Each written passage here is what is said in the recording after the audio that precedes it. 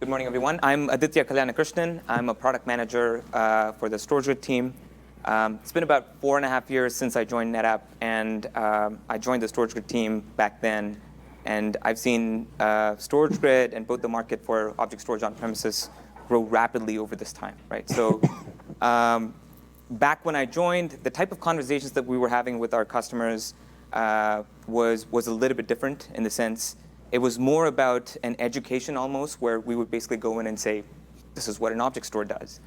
And then, fast forward to a couple of years later, that's when we sort of had our first conversation where customers essentially wanted to start using object storage for what it is, right? So no NAS connector in the front end, just pure object. And this was partly fueled by the fact that there were more applications waking up to the notion of using S3 and to the notion of using object storage.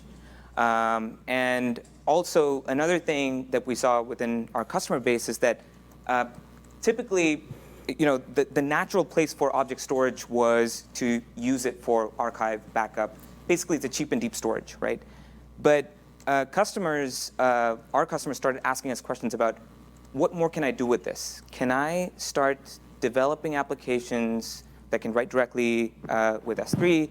Can I now introduce a whole bunch of new applications that are writing S3 into this same environment? And absolutely, right? So we had been at this problem for a number of years, and it was about time that our customers had started asking those questions, right? So now we're seeing a shift in sort of the use cases that object storage is deployed for.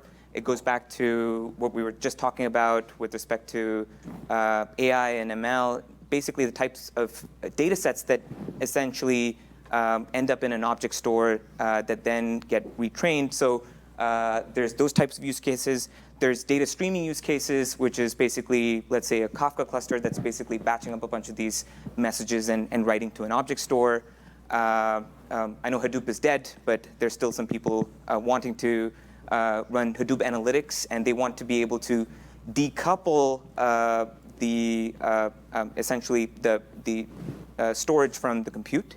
So being able to collect a whole bunch of that information in an object store and being able to spin up compute on demand to be able to work on that data essentially are things that we're solving for, right? So from that perspective, the requirements for an object storage of the future also changed a little bit, right? It was no more about just being cheap and deep. With the intention from our customers to be able to use an object store for more than one application, there was almost an anticipation of what is the performance going to be. Are we going to be performant enough? It went beyond just reads and writes. It was also about, we're collecting a whole bunch of this data. And we now are able to analyze that data quickly enough that we want to get rid of it. So delete started becoming an important thing for our customers, right? The second thing that StorageGRID has always been good at is the fact that StorageGRID is a very flexible platform, right? So the flexibility essentially comes in almost 3 dimensions. It's how StorageGRID gets deployed. You can basically have StorageGRID be deployed on a bare metal server, on VMware infrastructure, or our appliances. And you can essentially mix and match that environment of the underlying infrastructure, right? The second thing is flexibility in terms of how we provide you the framework to be able to manage that data at scale, right? So the idea of being able to put that metadata to use to be able to define policies that allow you to determine where that object is stored, how is it protected, and how long do you want that data, right? And the third dimension of flexibility is how can we essentially build an object storage system that is multi-tenant, where you can have multiple sets of tenants working on their own data sets, and still have some framework to be able to share that data across those tenants if they need to, right?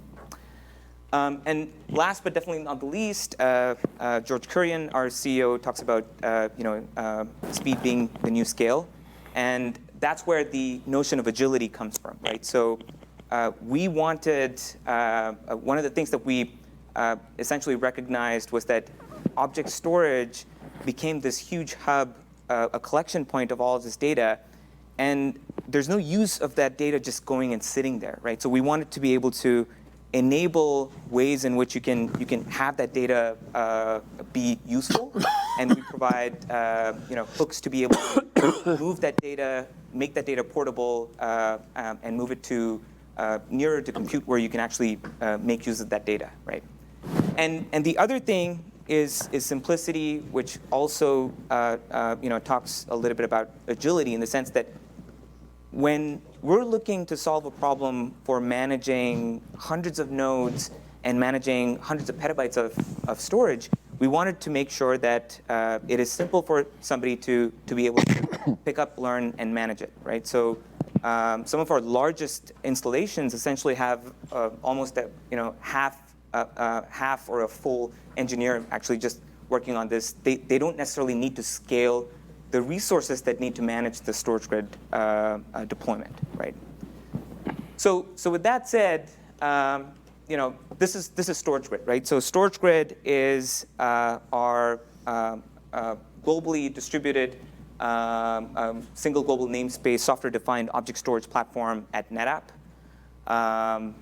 We're extremely flexible in the sense that you can get started with a really small deployment and scale out to hundreds of petabytes.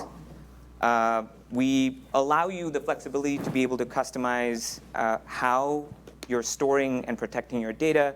One of the core things about StorageGRID is our policy framework, which allows you to be able to determine how that object is stored, the data locality of that object, and essentially how do you tune it for performance, right? Where do you need that data to be, and when do you need it to go away? And the other notion that we sort of had to reconcile is how does StorageGRID exist in an environment which was increasingly becoming a hybrid environment, right? And that's where we could have basically just deployed StorageGRID in the cloud and said, okay, you're just using the infrastructure. But I think it was we wanted to do a little bit more than that, which is why some of the features that we introduced a couple of years ago was to be able to allow our users to be able to design workflows that allow you to be able to use resources in the cloud. So we call it platform services, where essentially you can have relationships between a bucket in StorageGRID and a bucket in Amazon or other services within Amazon to be able to use those services to work on that data, right? And another dimension of that is being able to use those resources from an economic standpoint, right? So there's a bunch of resources that you have on premises, but there's also cheap and deep storage that you have in the cloud. How can we essentially bring that into our environment and allow customers to be able to use those glaciers and archive blob storage in the cloud to be able to tier that data off if you need to and keep it for long-term archive. Right? So this is a brief history about StorageGRID. StorageGRID was a company that was acquired. It was a company called Bycast that developed StorageGRID. We have almost about 2 decades of development under our belt. At the time, Bycast was basically looking to solve the problem of making sure that the data longevity was of utmost importance, because the use cases that they were solving the problem for was medical records, right? So Bycast was basically essentially a product that was used by hospitals to be able to make sure that they store the medical records for the lifetime of the patient and maybe a few years more, right? So that's essentially where we come from, and then NetApp acquired Bycast in 2010, and in 2014 was when there was a significant investment and interest within NetApp to be able to essentially give StorageGRID a facelift, right? So ever since that, we've basically been at it.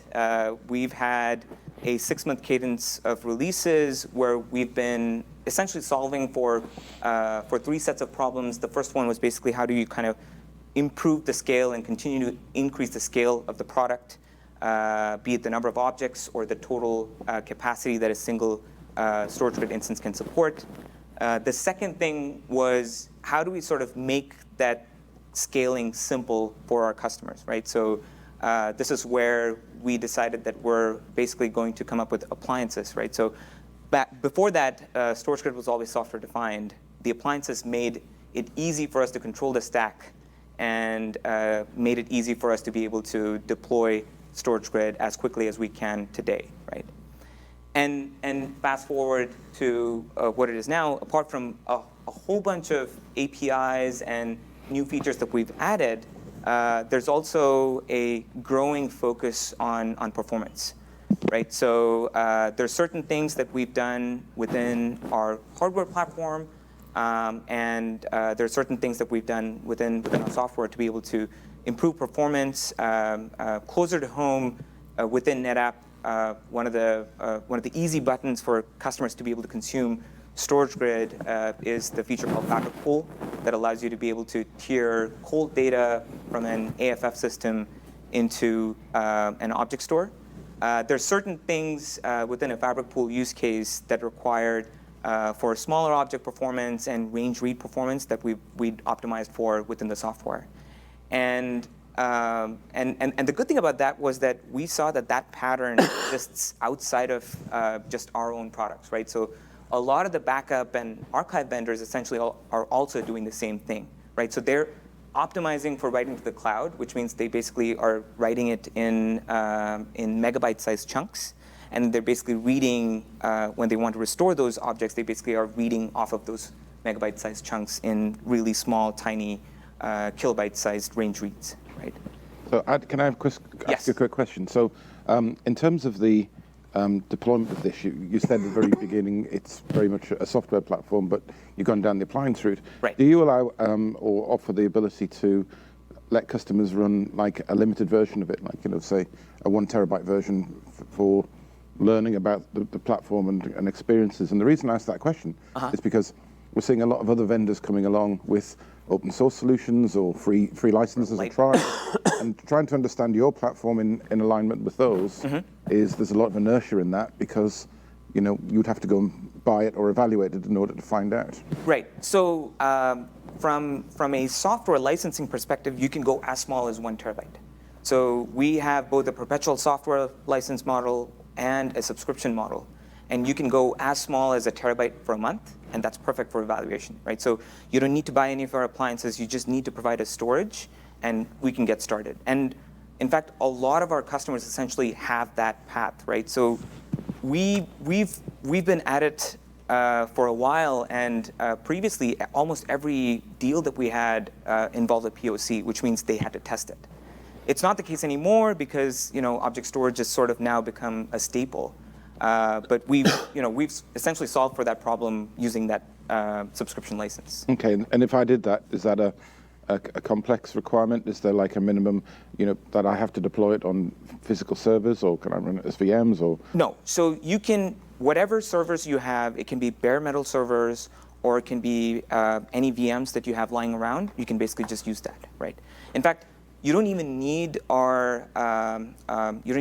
that license to unlock the features we actually ship with. If you're able to download the software, there's a $0 evaluation license that's baked into it, right? So NetApp customers essentially don't need to. They can just go to the support site, download it, and evaluate it, right?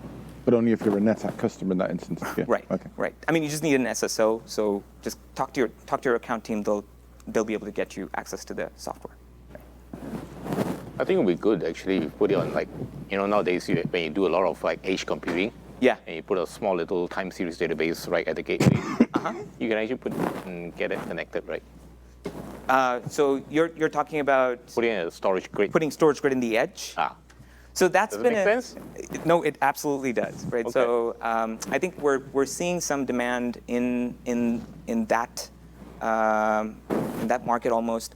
where I think there's more compute being pushed out to the edge, and hence there's the notion of wanting to use object storage in the edge itself, right? Yeah, because you get a lot of data collection, the Correct. metrics that you pick up, and all Correct. that sort of things, right? Yeah, but So- then you need another component that becomes fundamental in these cases, which is serverless. Mm-hmm. I mean, you need something to do some data, analysis very quickly when you ingest the data.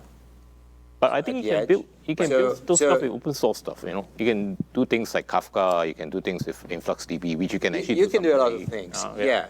But it gets complicated. I mean, at the edge, you want simple things, simple stacks that you can deploy, and Okay. but actually, But we do have customers that basically run Kafka closer to the edge, and this is basically industrial IoT type use cases. I've actually tried that. Yeah. I've been doing InfluxDB and Kafka. I see.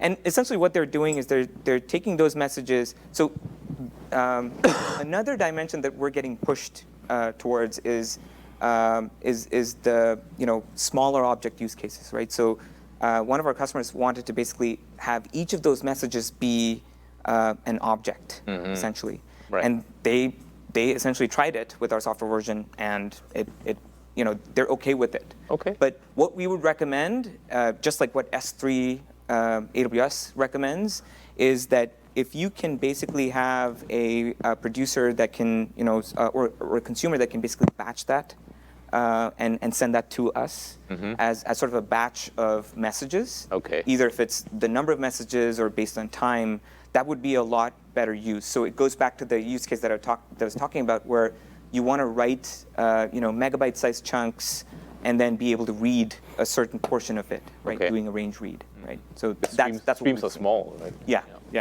exactly. So, with that, I'm going to introduce you to the latest version of StorageGRID, which was our 11.3 version. So we did a number of things within the software, but really the key things that we did was almost announce a new array of appliances that made sense for a new set of customers that we're bringing on board, right? And these are sort of the three key themes for 11.3, right? It sort of goes back to some of the things that I talked about with respect to the requirements, right? Simplicity has been one of the asks, and in fact, our appliance program has been really popular among our customers because of the fact that it's very easy for you to be able to rack and stack and get going. And it's also easy for you to be able to just expand that, right? So it's sort of on the other end of the spectrum of flexibility that comes with you doing your own with VMware and bare metal. With this, it's just a brick that you're growing by, right?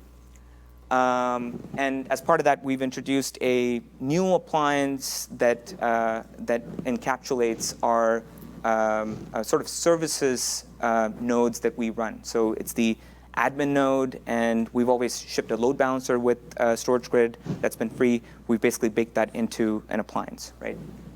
Scale, this is basically us getting pushed, just like everyone else in the industry, to be bigger, as big as you can. So one of the platforms that we've introduced is to address specifically that. And lastly, Accelerate, which is, we essentially announced an all-flash storage node, right?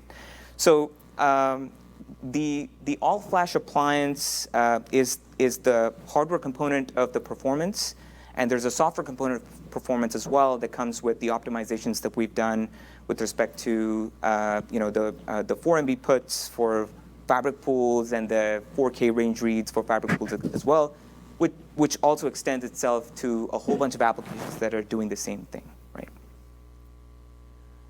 So these were the three hardware updates. I talked about the load balancer. I have a question. So Yes. if it is optimized for a fabric pool, so you're tiering from an all-flash array to an all-flash object storage. So the cost of the entire solution, why not put on everything on your NetApp Right. then? So I should have been more specific. The software optimization that we've done is not specific to the platform. Okay. Right? It's generic in the sense that that workload that we've optimized for is irrespective of the underlying platform. Right? Can I mix old flash nodes with traditional nodes? You can. So that I can have, a fast write and then, Yep. an internal tiering mechanism. Absolutely. So I'll talk about that in sort of an environment, in sort of an example that we have, right? But maybe we should talk about the performance aspect first. So I think we've had a lot of questions from outside in where we've been asked, why are you even thinking about doing this all-flash thing? And I think for us internally, it's almost an iterative, natural evolution of how we think we have to address performance, right? So I'm going to skip ahead. OK. I believe this is the previous iteration of the slides, but I can talk about this. So a couple of years ago, we basically decided that performance was a key vector that we wanted to optimize for. So previously, we had the 5700 class of appliance, or the 5000 series of appliances, which basically had very little compute and memory within the systems, right? And we knew that we were getting pushed to an area with fabric pools where it was smaller objects and smaller range reads, which required a bunch of compute. And that's where the 6000 series of appliances essentially came into being, right? So the 6000 series, what we first launched was basically, forget about the expansion shelf. It was basically the 4U and the 1U, and that essentially was had 5 times the amount of compute and 3 times the amount of memory. And with just that change, we were able to essentially address smaller object workloads. So as we were sort of pushing the platform and the software, we sort of again hit a wall where, in order for us to essentially be faster, we had to sort of make that jump into basically swapping out the media, right? And that's what the natural transition of the 6060 to now the 60F6024 is, right? So we had all of these components in-house. This is the E-series EF570 paired with the compute node, the 6000 compute node, and those two essentially are bets for the future, where the platform, we're not limited by it, right? And it's almost, this is the analogy that I use.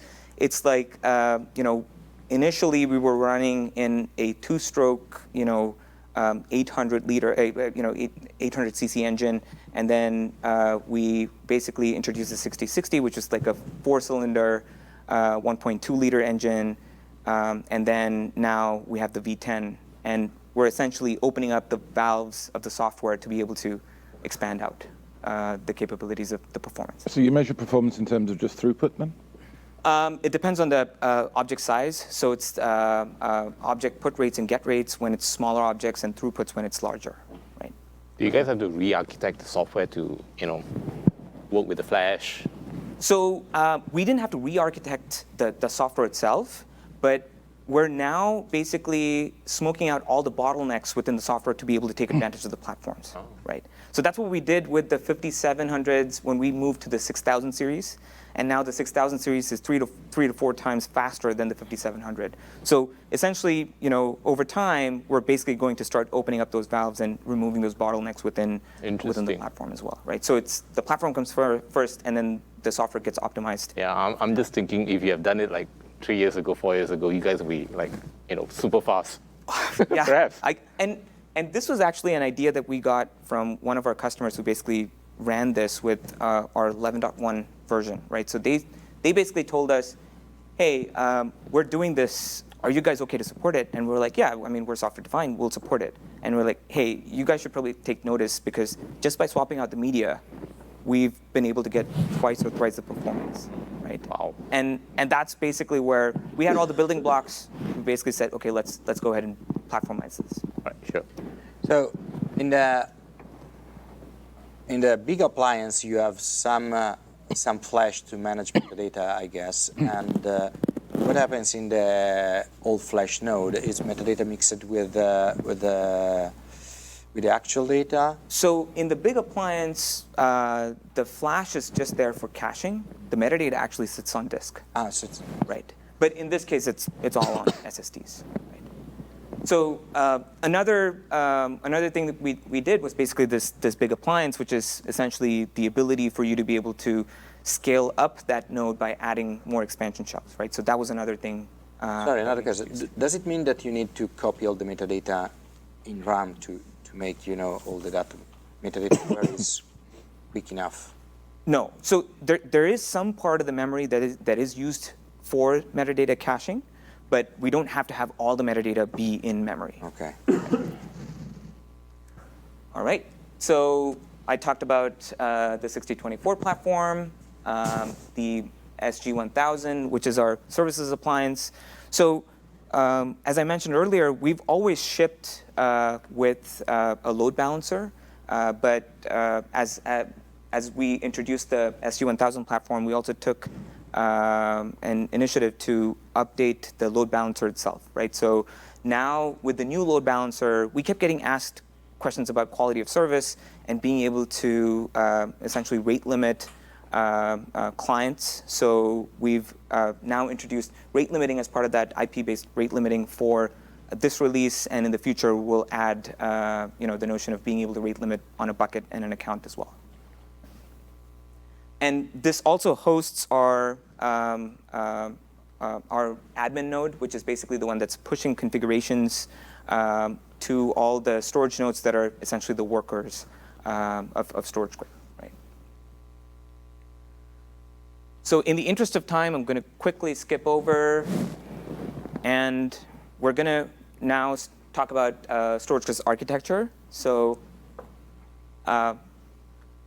this is what we talked about earlier. So StorageGRID is flexible. You can essentially deploy a heterogeneous set of nodes, which can be built on our appliances, VMware, or bare metal servers that you have lying around. And we also can be asymmetric in the layout, essentially, or the topology. We don't necessarily need a fixed number of nodes in every site. We just need a minimum of 3, and essentially you grow from there, right? So this is an example of a topology that we have. So site A basically has more of the data coming in, so which is why you have 6 nodes there, and site B and site C basically have just 4 nodes. The orange blocks there are the storage nodes. They're the ones who are the workers, and the blue blocks there are the admin nodes that are basically doing audit and being able to collect the metrics from each of these storage nodes, being able to push configurations down and enabling maintenance operations and so on. We have the load balancer that sits on top that basically provides applications a single endpoint. We support S3, we support Swift API. We also have a NAS bridge that basically allows you to be able to essentially use a bucket as a NAS mount point. It's typically used for archive type use cases where you just want to dump all of that data. But if you want sort of the best of both breeds of both file and object, Fabric Pool is sort of your best friend there, right? So that's been a popular use case for us. We've had a lot of customers basically deploy Fabric Pool to be able to take advantage of the economics of the object store. So going back to Shankar's example with sort of the active IQ architecture, essentially you can scale out that, or you can essentially scale that cluster further by bolting on StorageGRID underneath it and basically aging out those blocks that are cold down to StorageGRID and extending that Flex Groups namespace even further if you want to. So the 4 functions of a storage node basically involve managing the metadata, managing the storage. Basically, this is being able to consume the volumes and being able to store the data in there. There's a policy engine where you can determine a policy based on a piece of metadata that comes with the object. And at that object level granularity, you can say, how do you want to actually store that data? And last but definitely not the least, there's a bunch of services that allow you to be able to authenticate a client. The S3 key management and all of that happens at the storage node level as well. So I'll talk about one of the key pieces of technology that allows StorageGRID to be able to be really durable with the data that we store. So you can basically set policies based on how you want that data to be stored. So we support full replicas of objects, or if you want to be efficient with your storage, you can basically do erasure coding as well, right? So obviously, there's a trade-off with performance. Objects that you want to be accessed quickly, those are better off when they're stored as replicas. And objects that sort of are older, that you want to age out, you can basically use a geo-distributed or a local erasure coding scheme to be able to be more efficient with that data.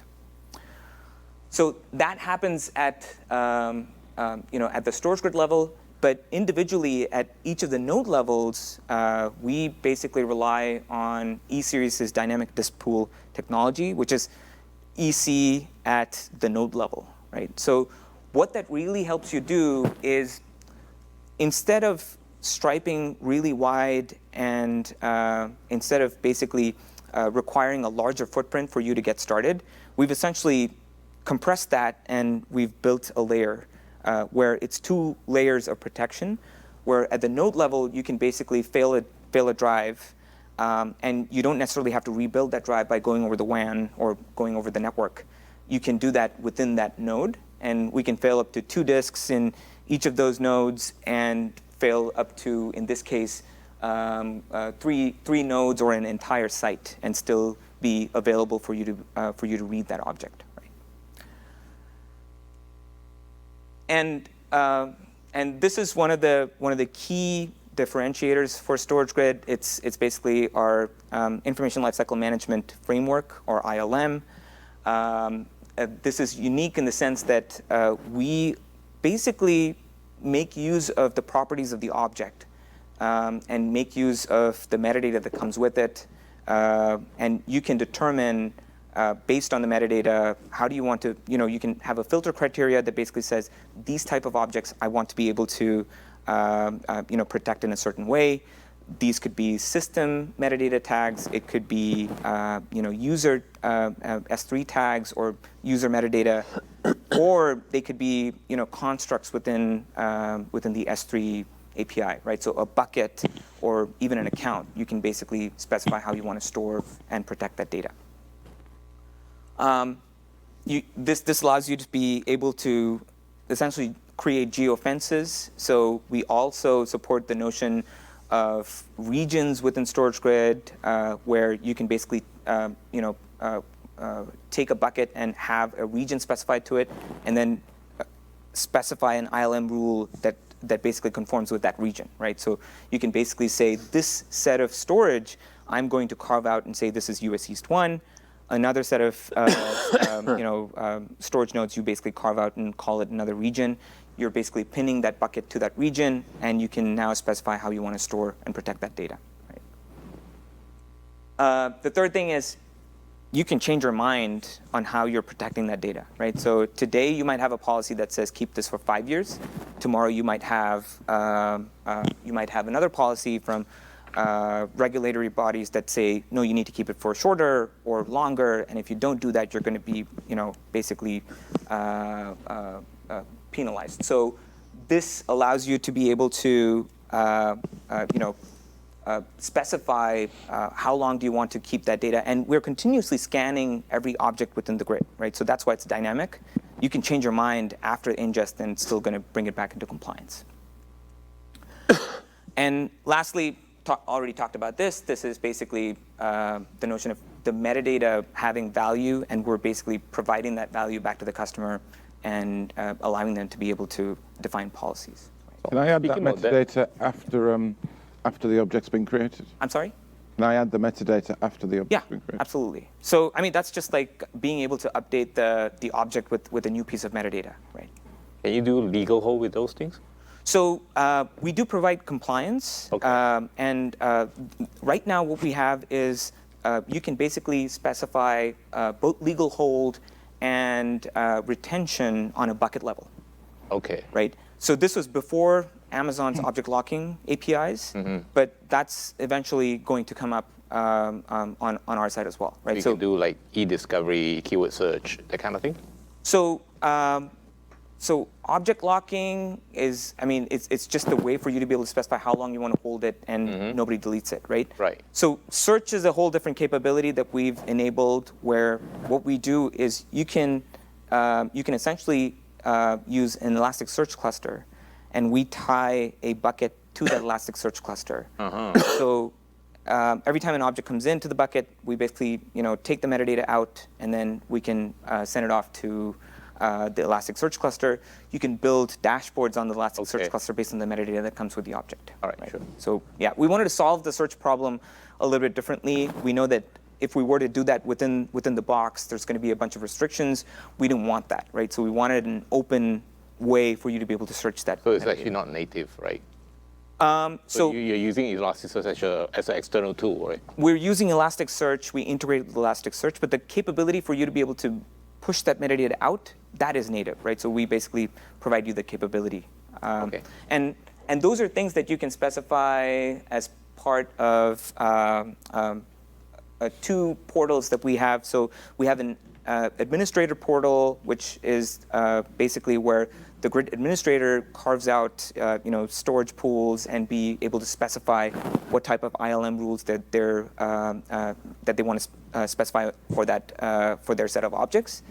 And for a multi-tenant environment, we also have a tenant dashboard. So the tenant dashboard is where essentially you can create and provision a tenant, and users can come in and be able to create buckets and change the configurations on those buckets, like turn on versioning, for instance, or be able to set up these relationships with the Elasticsearch cluster or with an external cloud, essentially. Right? Okay. So those are things that we can do. We also have audit capability, which is basically us keeping track of all the things that are going on and making sure that we have that record available for you to be able to scan. Some customers actually use that and extract that out and index it into Splunk so that they can basically build dashboards. We, in fact, have a Splunk dashboard that allows you to be able to look at StorageGRID from a single pane of glass as well. Right? And then a couple of new things. So metrics. So we've used Prometheus as a time series database to be able to collect all the metrics. Now in 11.3, we actually have capabilities where, so internally, all of our visualizations are based on Grafana, but now we actually expose the Grafana interface with a bunch of canned configurations. So if you really are interested in going to find out details about certain services that we have and metrics about how we actually interact with the cloud, pushing data out, all of those things are accessible through the UI, right? Okay. Cool. All right. So I'm hoping this is the last slide, given that we're sort of in a pinch for time. But this is essentially the grid and the tenant administrator that I was talking about. This allows you to be able to essentially have StorageGRID be a multi-tenant environment where you're hosting this for your internal customers, or as a service provider, essentially hosting a whole bunch of your end customers in a single environment, right? A lot of capabilities are available. We also, the notion of users and group management and all of that, we basically use the identity access management framework that's specified by S3, AWS S3, and you can basically port those over. So whether it's IAM policies or bucket policies, which allow permissions on who gets to do what with that bucket, and be able to also exchange information across tenants if you want to be able to open that up, right? So with that, I think this is probably a good place for me to end. Restrict a tenant on a set of nodes or a single so not just. So you can, if you absolutely want to. So the way you would do that is that each tenant essentially has a tenant ID, and you can specify an ILM rule that says that this tenant can only be in these storage pools or this storage pool. Yeah, maybe I want a tenant. I want to be sure that it can store only in Italy. Maybe Yeah, I have a absolutely. set of nodes that are in Italy, and just to be sure. Yep. So what you can do is you can basically specify that tenant or a list of tenants, and then say, for these tenants, I want that data to be present in a certain location. That can be Italy. We've talked about the Brexit example. You can basically also, if you have a bucket that's pinned to Italy that you now basically want to move that data back to the UK, you can do that as well. And it's all dynamic, so you can just change the policy, and you're good to go.